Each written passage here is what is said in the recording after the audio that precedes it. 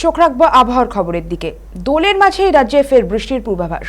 আবহাওয়া দপ্তর সূত্রে খবর, পশ্চিমী ঝঞ্ঝা ও সাগর থেকে জলীয় বাষ্প ঢোকার জেরে বদলাবে আবহাওয়া। উত্তরবঙ্গে বজ্রবিদ্যুৎ সহ বৃষ্টিপাত হতে পারে। অপরদিকে দক্ষিণবঙ্গে বৃষ্টির সম্ভাবনা রয়েছে, কিন্তু শুক্রবার পর্যন্ত শুষ্ক আবহাওয়া বজায় থাকবে। উপকূল ও কলকাতায় তাপমাত্রা সামান্য বাড়তে পারে। আগামী 7 দিনের মধ্যে দক্ষিণবঙ্গের জেলাগুলিতে আগামী 5 দিনেই শুষ্ক আবহাওয়া থাকবে। আর ষষ্ঠ দিনে মানে 8 তারিখ বা 9 তারিখে, ষষ্ঠ এবং সপ্তম দিনে আমাদের কয়েকটা জেলাতে থান্ডারস্টর্ম বা বজ্রবিদ্যুৎ সহ হালকা বৃষ্টি সম্ভাবনা কিছুটা রয়েছে।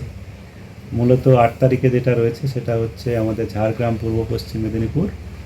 আর 9 তারিখে আমাদের এই পূর্ব পশ্চিম মেদিনীপুরতে তো থাকবে, তার সঙ্গে আমাদের পূর্ব পশ্চিম বর্ধমান এবং বীরভূম, মুর্শিদাবাদ, নদিয়া, হুগলি এই জেলাগুলোতেও কিছুটা সম্ভাবনা রয়েছে।